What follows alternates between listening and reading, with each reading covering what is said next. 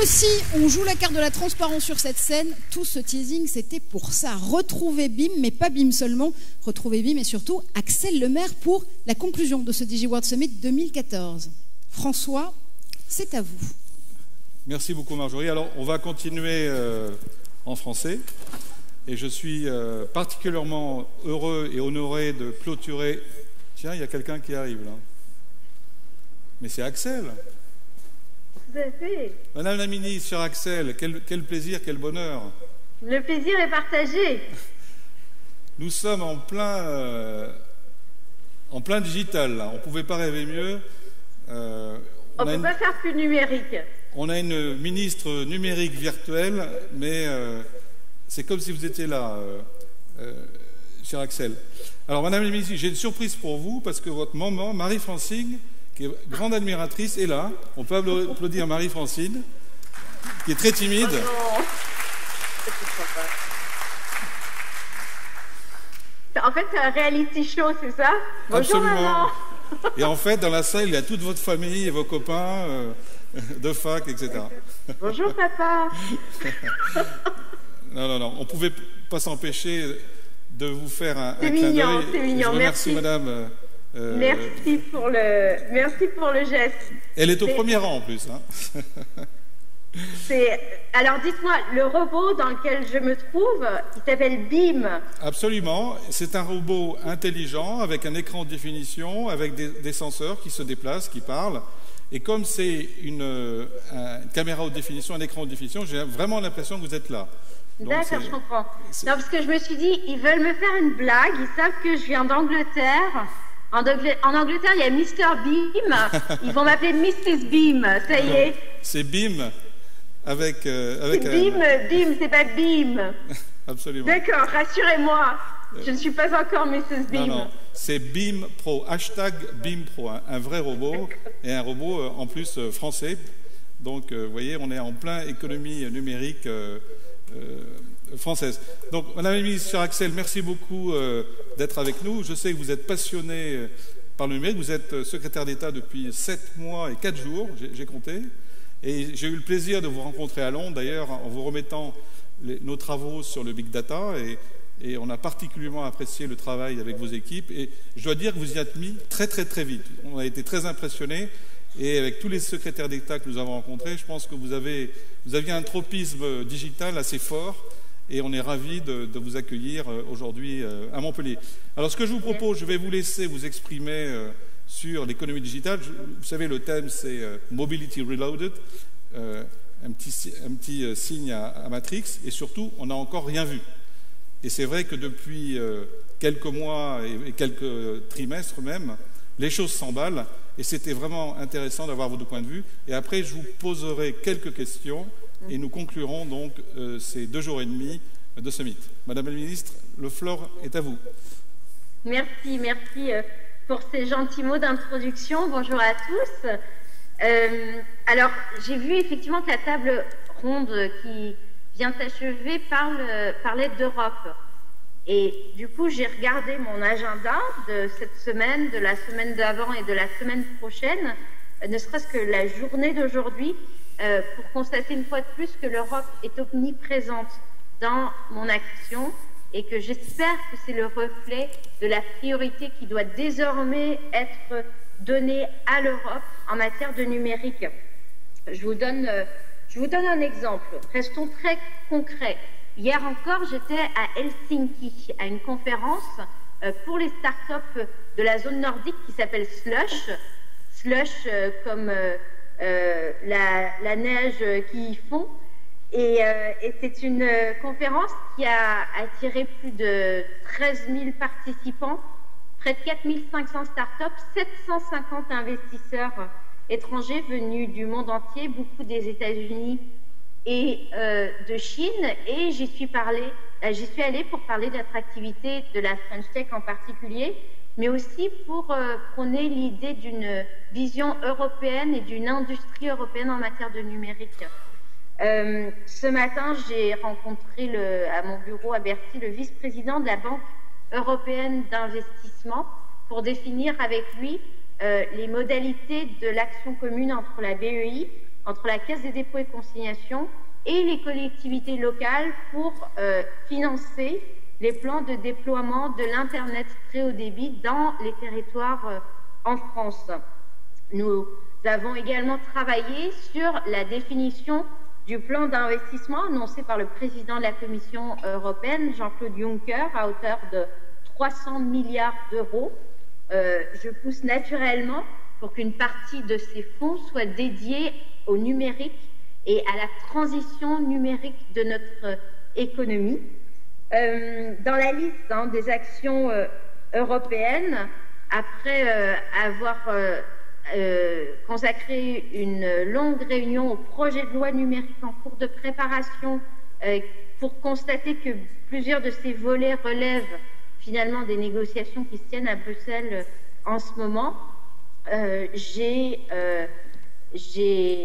finalisé la position française qui doit être négociée demain en vue du prochain Conseil européen sur les télécoms en matière de gouvernance de l'Internet. Et puis toujours dans le cadre de ce Conseil qui doit se tenir la semaine prochaine, il sera question de gouvernance, mais aussi de neutralité du net, d'itinérance, donc de roaming, et de sécurité des réseaux. Donc vous le voyez, l'Europe, et c'est parfois mal perçu par nos concitoyens, elle est au cœur de mon action. Simplement, je souhaiterais qu'elle le soit encore plus. Pourquoi ? Parce que je considère que la décennie passée a été une décennie perdue pour l'industrie européenne du numérique. Perdu, le mot est peut-être un peu trop fort, mais en tout cas, nous avons sans doute péché par aveuglement pour mettre en œuvre au sein de l'Union européenne, dans nos pays en Europe, le principe de libre concurrence entre les opérateurs de téléphonie mobile, sans s'interroger sur la nécessité de faire émerger des acteurs économiques dans nos territoires, des start-up et des futurs géants de l'Internet qui pourraient venir concurrencer ce qu'on appelle les GAFA, en particulier les grandes plateformes numériques qui sont aujourd'hui essentiellement américaines. 78% des entreprises cotées dans le numérique sont des entreprises américaines. 2% de ces entreprises sont d'origine européenne. C'est dire le travail qu'il y a à faire en ce domaine, peut-être sans doute moins au niveau de la régulation et de la réglementation. Nous avons aujourd'hui abouti à un marché qui est en phase de consolidation, qui retrouve des couleurs, qui a permis d'avoir des prix bas pour les consommateurs avec une concurrence plus saine qu'auparavant. L'heure désormais, elle est à la promotion de l'innovation et à l'émergence d'acteurs économiques qui soient compétitifs au plan international. Voilà l'ambition que je porte pour notre pays au niveau européen et au niveau international. Alors, qui dit numérique dit forcément infrastructure. J'imagine qu'il en a été un peu question dans vos ateliers aujourd'hui. Il se trouve que nous avons en Europe accumulé un retard, que ce soit pour le déploiement de la fibre optique ou pour les technologies 4G. Peut-être qu'on était assez fort sur la 3G, on a raté le rendez-vous de la 4G. J'espère donc, et j'ai de bonnes raisons d'espérer que les acteurs économiques européens seront au rendez-vous de la 5G. Là aussi, la France porte une ambition industrielle forte sur ce sujet. Nous avons créé à Bercy une feuille de route stratégique autour d'un plan qui s'appelle le plan Souveraineté Télécom, qui réunit tous les acteurs de la filière. Et puis nous sommes bien positionnés au niveau européen dans le partenariat public-privé qui a été lancé par la Commission européenne et qui vise à investir dans la recherche et le développement sur les outils 5G pour que cette fois, nous ne rations pas le rendez-vous. Nous avons raté une phase, sachant que le retard a été quand même rapidement comblé, puisque, en tout cas pour la France, nous avons mis au total 2 ans et demi à couvrir 70% de la population en 4G.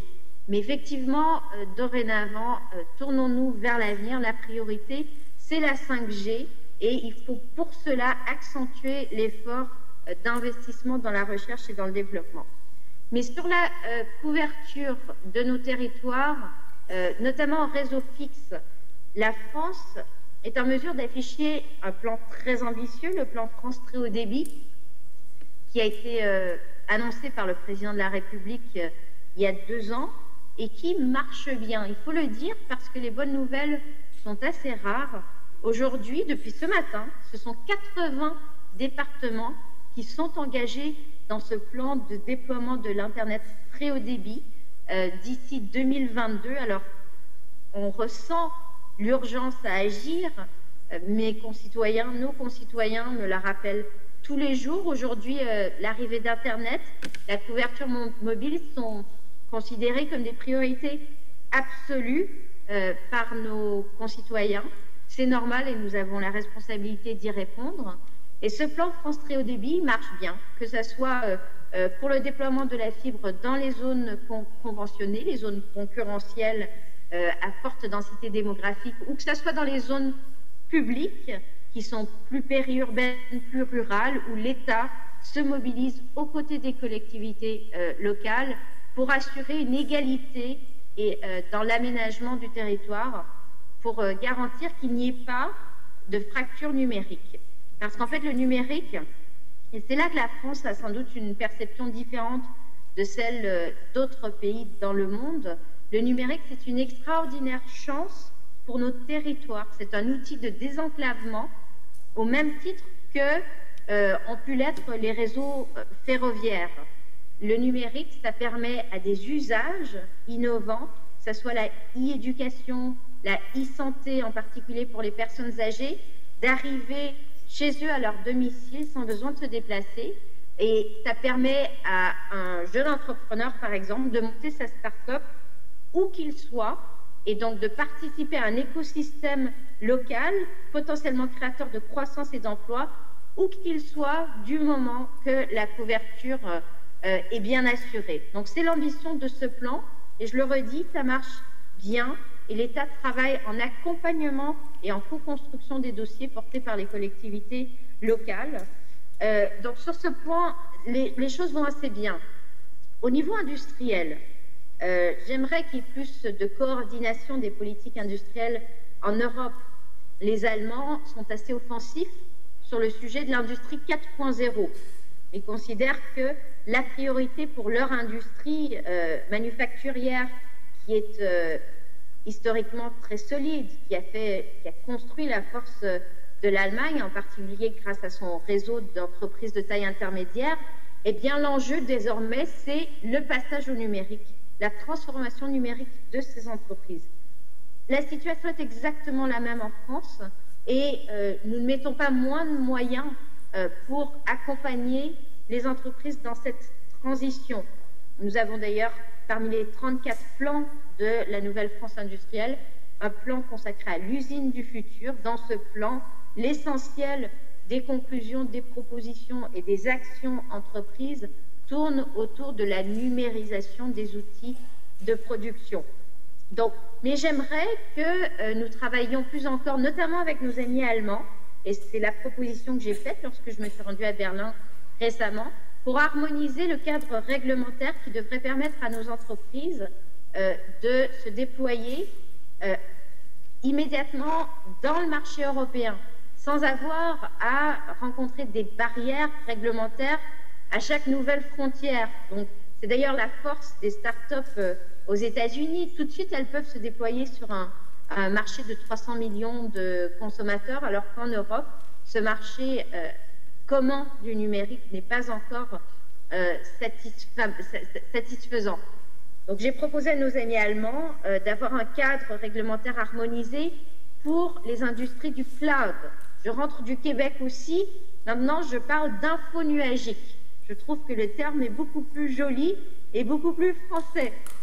Et donc, pour que nos entreprises françaises et allemandes puissent évoluer dans un cadre réglementaire, un cadre des standards techniques, harmonisés sur le marché français comme sur le marché allemand.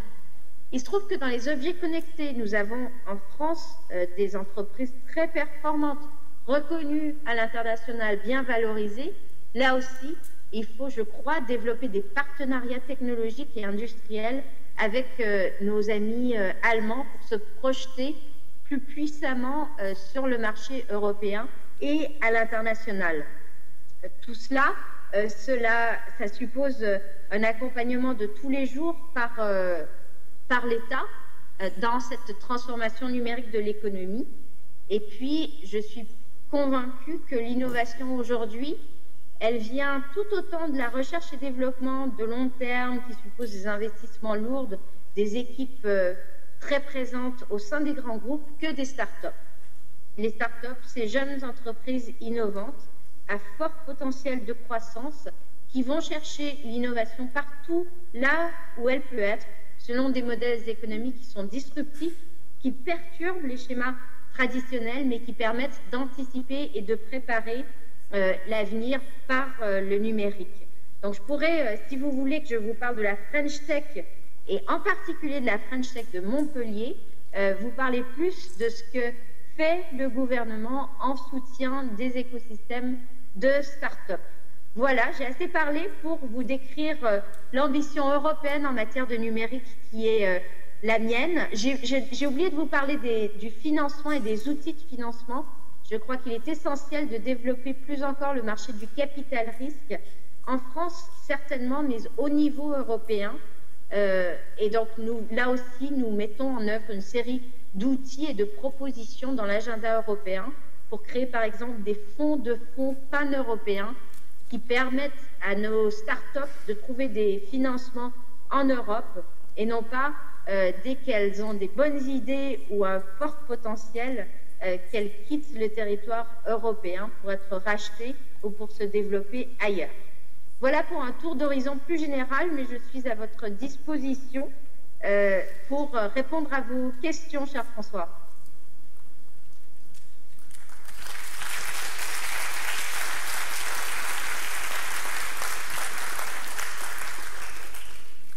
Madame la ministre, cher Axel. Madame la ministre, cher Axel, merci beaucoup. Et je suis ravi que vous ayez inventé un nouveau mot. Il y a un mot qui a beaucoup circulé pendant le summit, c'est mobinaute.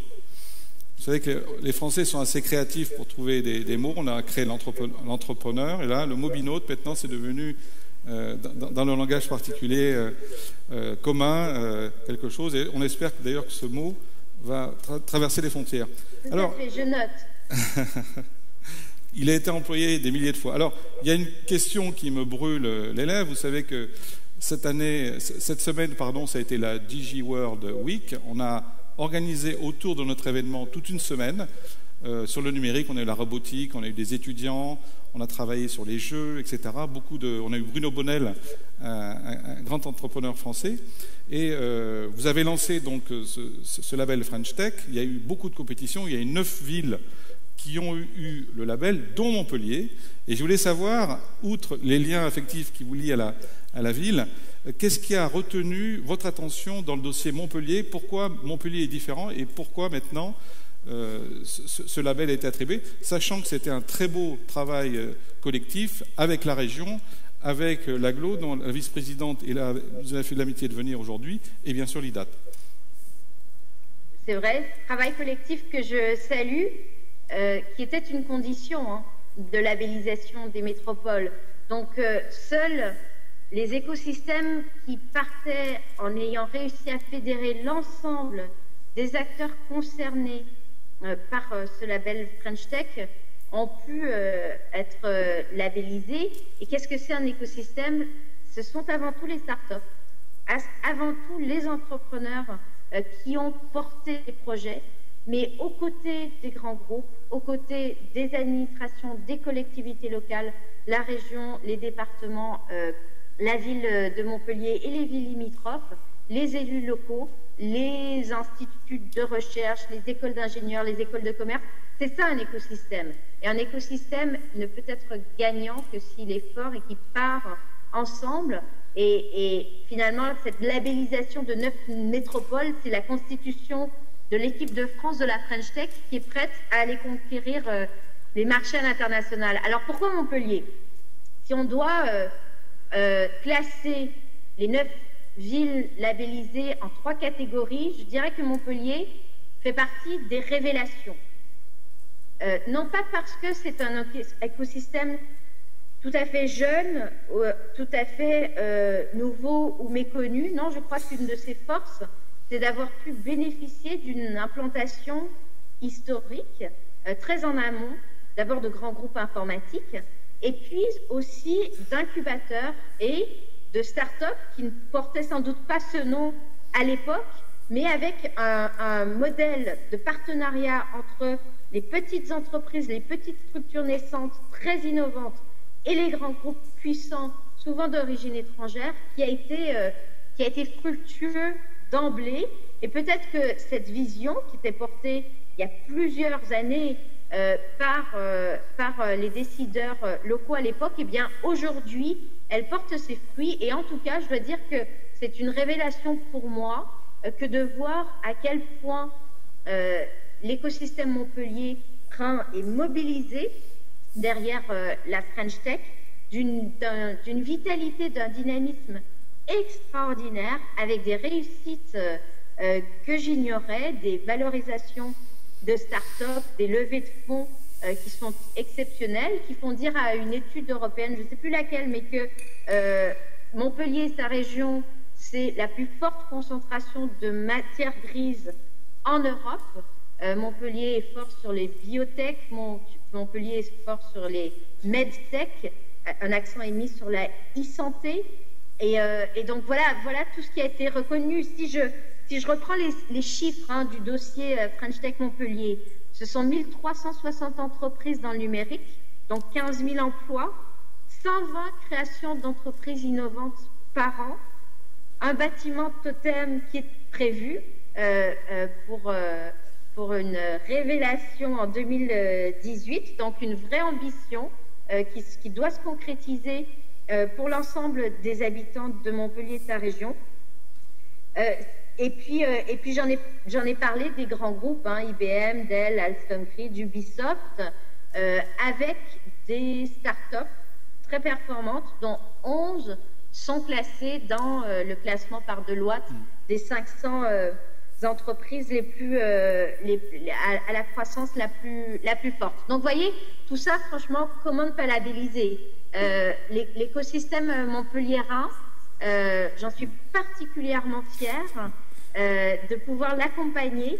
Mais encore une fois, la French Tech, c'est un mouvement, c'est un label ouvert qui est porté avant tout par les gens du terrain.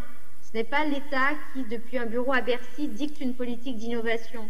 Nous avons un rôle d'accompagnement, de valorisation des acteurs, de co-construction du dossier.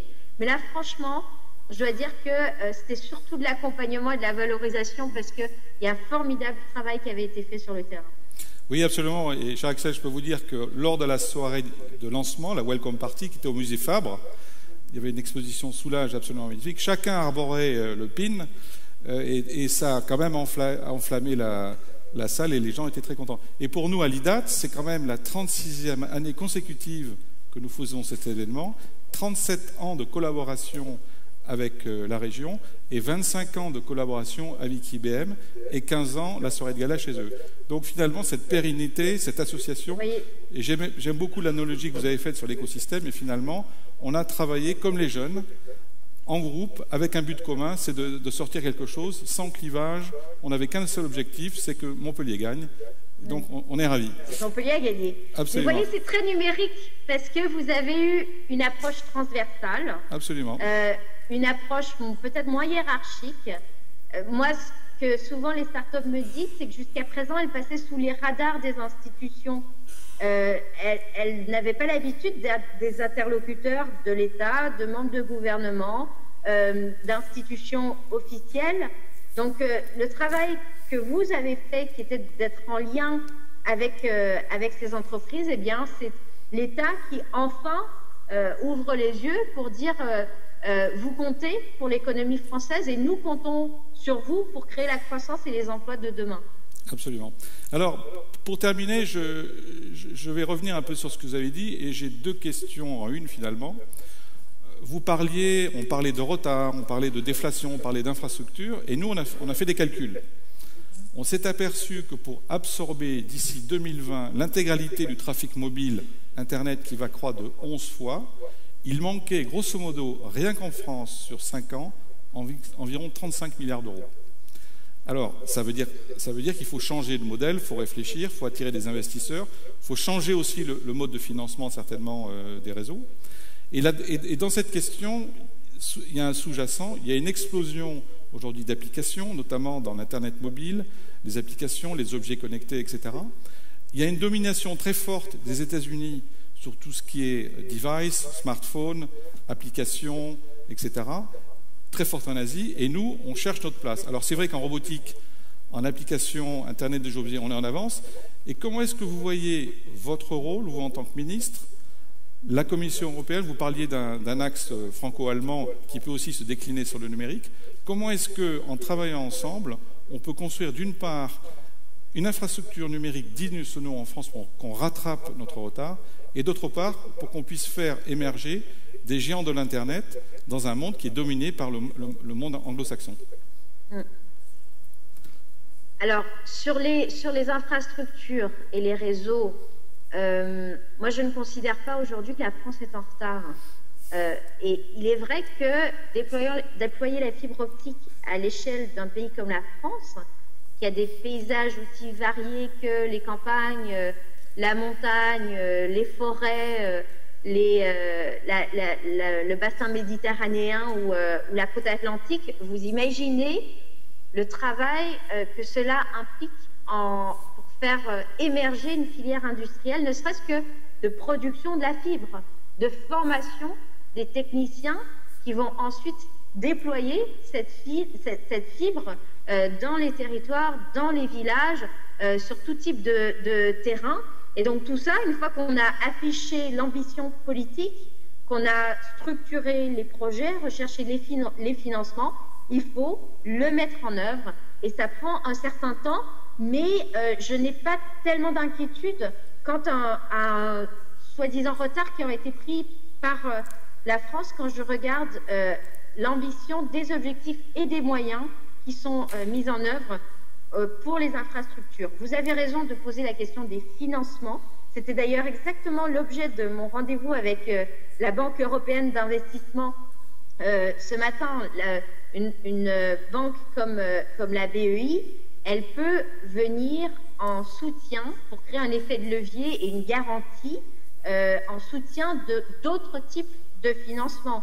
Donc, soit pour directement aider les collectivités locales, soit pour aider des délégataires de concessions de services publics, soit pourquoi pas pour co-investir avec des investisseurs étrangers. Et c'est une piste que je n'exclus pas. Je n'ai pas le sentiment au jour d'aujourd'hui, et en tout cas c'est le bilan qui a été tiré par la Caisse des dépôts et consignations, que les collectivités locales aient au jour d'aujourd'hui un problème immédiat de financement de leur plan de déploiement.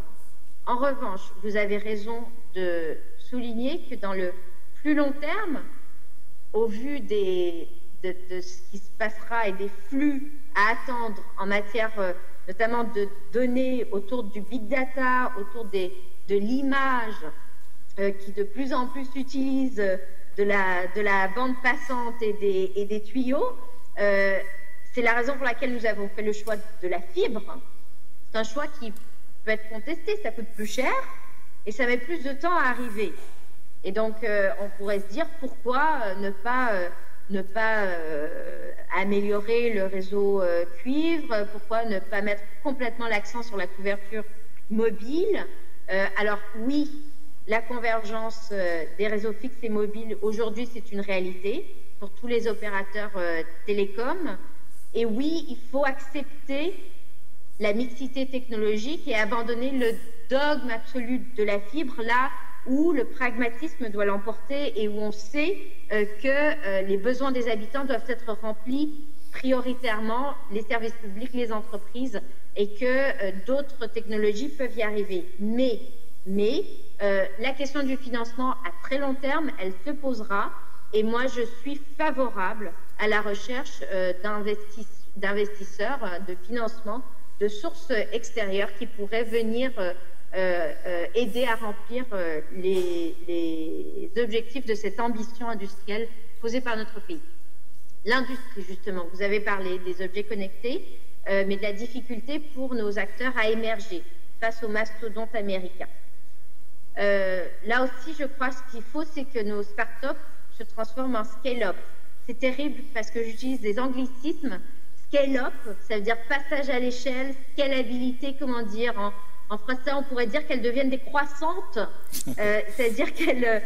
et pour ça, il faut savoir lever des fonds au-delà de la phase d'amorçage, de la phase de création de l'idée du produit, dans la phase de développement.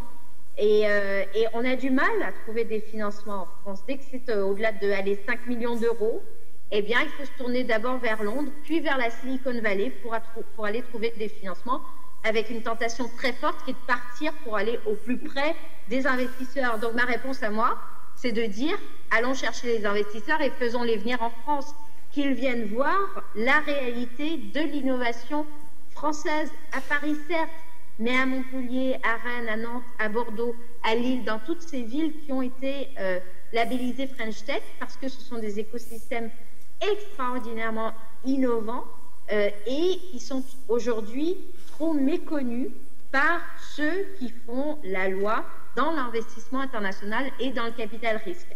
Donc, mon objet, c'est vraiment de renforcer l'attractivité internationale de notre pays et puis de porter cette ambition industrielle au niveau européen, d'abaisser le plus possible les obstacles réglementaires pour que nos acteurs industriels puissent se déployer sur le marché européen et partir à la conquête des marchés internationaux.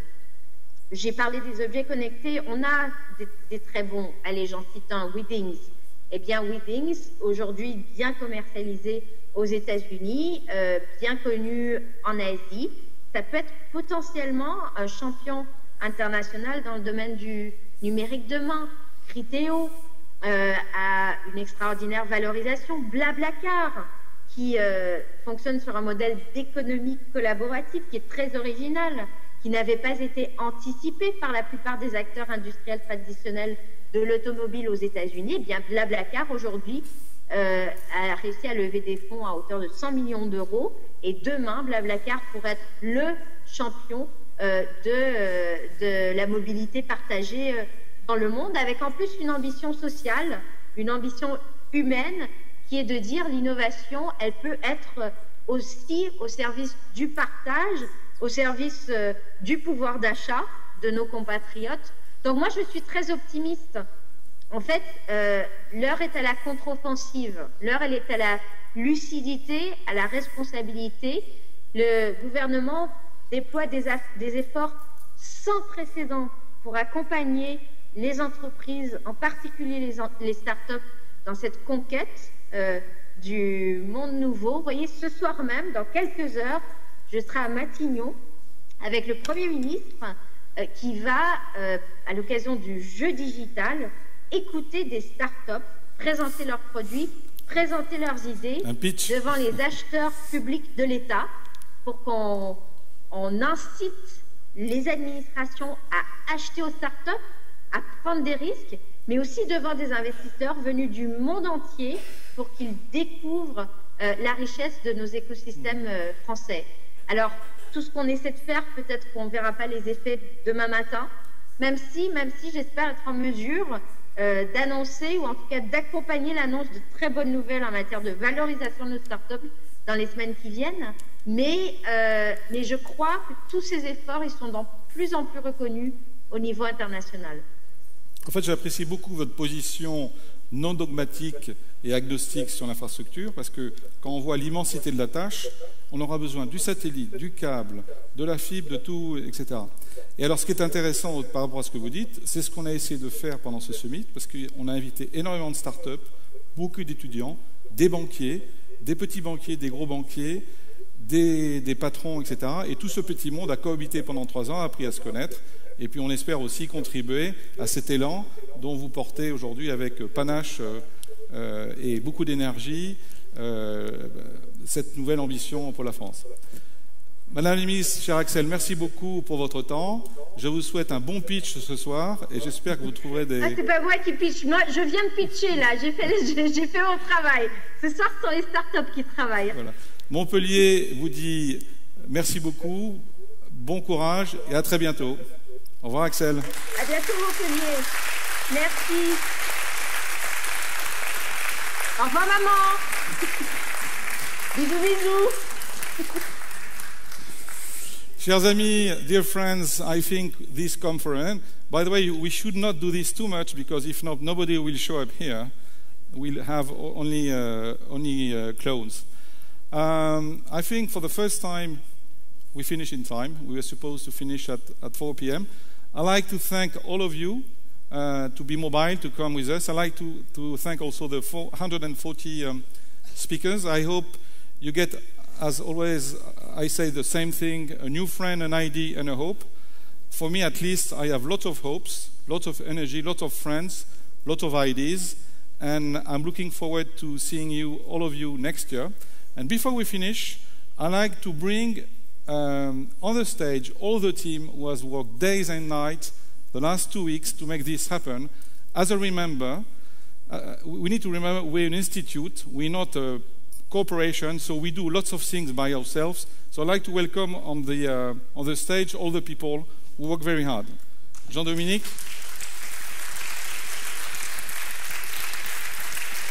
So Jean-Dominique Seval is the Deputy CEO.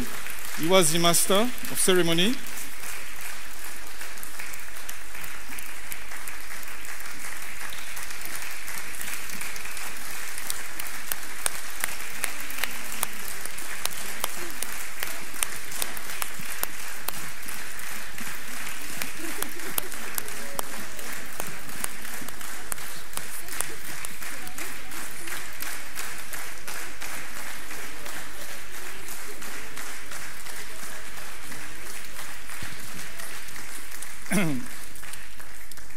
I'd like also to thank Marjorie. So, do you want Marjorie next year? Are you sure? So, Marjorie, you adopted.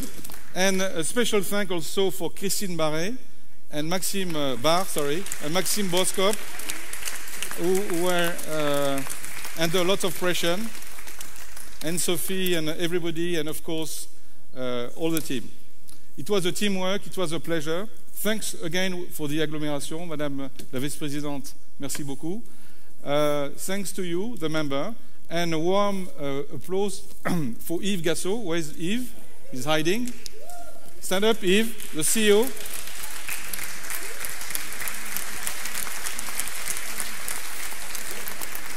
The veteran of IDAT, 37 years at the head of IDAT, and thanks to Yves, you know, we're all there. Thank you very much. See you next year.